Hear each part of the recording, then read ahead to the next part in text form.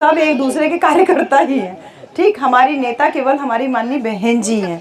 बहन जी बीएचयू में प्रोफेसर थे, नौकरी कर रहे थे, तनख्वाह पा रहे थे, लेकिन कभी उस तनख्वाह को अपने लिए नहीं रखे। जो भी था अपने लोगों के बीच में चलने और घूमने के लिए, लोगों को जागरूक करने में ही लगाए रहे, ही नहीं कर पा रहे हैं। पहले वाली ही इंदू चौधरी हैं जो आपके गांव में यहाँ पर आती थी, आराम से बोलती बतियाती थी, वही वाली हूँ।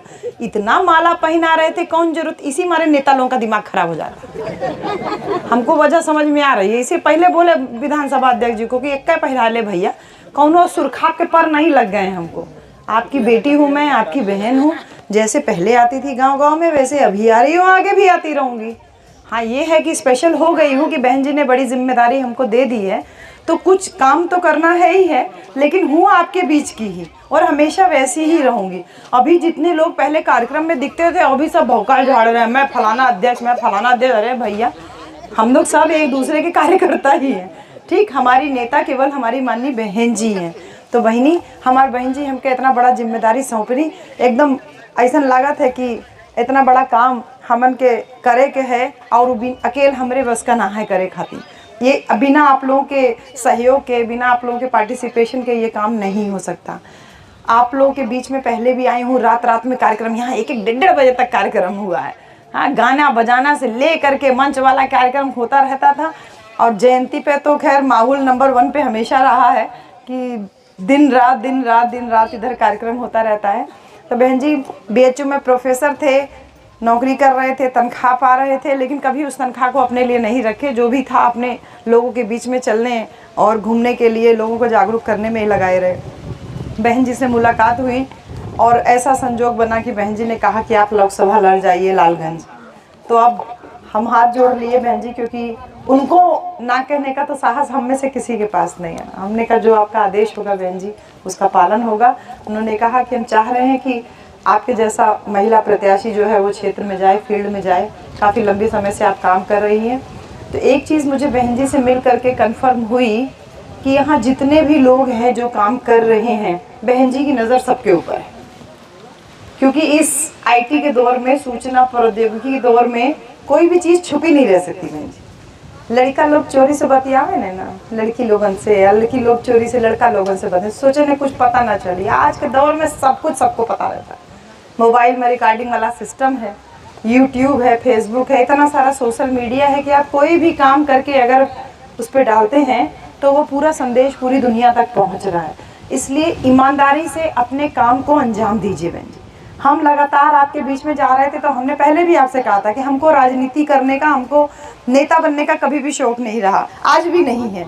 इसीलिए माला वाला से थोड़ा दिक्कत होने लगता है भैया। जय भीम कर लीजिए, अभिवादन कर लीजिए, परिचय दे लीजिए, फोटो खिंचा लीजिए, ये माला पहराव जरूरी बका। तो नेता तो हम पहले भी नहीं थे, आज भी कार्यकर्ता हैं, आगे भी रहेंगे। लेकिन बहन जी पहले नौकरी करते थे, नौकरी करके बीच में लोगों के आते थे। आज बहन जी ने जिम्मेदारी दी है, उस जिम्मेदारी के तहत आपके बीच में आए हैं। अपना काम ईमानदारी से करते रहिए, ये संदेश वहाँ से लेकर के आए हैं। हर एक व्यक्ति ये सोचे कि अरे मैं कुछ भी करूँगा यहाँ नीचे तो वहाँ खबर नहीं होगी, ऐसा नहीं है। हर एक व्यक्ति की खबर हमारी बहन जी रखती हैं। और इसीलिए बहन जी के दिल में आप सभी लोगों के लिए, हम सभी लोगों के लिए अपार स्नेह है, बहुत सारा प्यार है, बहुत सारा दर्द भी है। हमको दर्द भी है बहन जी कि हमारे पास लड़का बच्चा है, हमारे पास पति है, आदमी है, घर द्वार है, सब लोग हैं, नात मात रिश्तेदार हैं। उनके पास तो कोई नहीं है, अकेली है ना। किसके लिए अकेली रही? आपके और हमारे लिए ना। वो दर्द हमने बहन जी की आंखों में देखा जब उन्होंने कहा कि हम इतना मेहनत से यहाँ तक आए। बहन जी ने अपने संघर्षों को बहुत अच्छे से बयान किया। बहन जी बताएं कि कैसे कैसे पैदल पैदल चलते थे, फिर जैसे तैसे मान्यवर साहब ने 2 गाड़ी का इंतजाम किया, एक अपने लिए और एक हमारे लिए। वो 2 गाड़ी ले करके हम लोग वहाँ बिजनौर वाली लोकसभा में प्रचार करते थे। 2000 वोट से पहला चुनाव बहन जी हारी, नहीं तो पहले ही चुनाव में बहन जी संसद पहुँच जाती।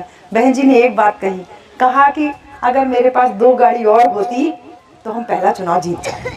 कितनी छोटी सी बात लग रही है ना, खाली 2 गाड़ी, कितने उससे मतलब जो बहन जी ने भोलेपन से कहा ना, सिर्फ 2 गाड़ी और होती तो हम संसद पहुंच जाते। आज हमारे समाज के पास में हजारों की संख्या में गाड़ी है, एक एक आदमी के पास 2-2, 3-3 गाड़ी है। मोटरसाइकिल का तो कोई हिसाब ही नहीं है। साइकिल पे तो लड़के बच्चे कम ही चलना पसंद करते हैं, जो बूढ़ पुरानिया हो गए वही साइकिल लेके आजकल सड़क पे दिखाई देते हैं। आज साधन संसाधन की कोई कमी नहीं है, लेकिन बहन जी का संघर्ष लोगों को नहीं दिखता। वो यहाँ तक पहुँच गई हैं, वो सबको दिखाई देता है। और पीछे बैठ करके उनके बारे में उल्टा सीधा बोलना हम सब लोगों को सुनाई भी देता है, दिखाई भी देता है, और उल्टा सीधा बात भी करने भी लगते हैं हमारे सारे लोग।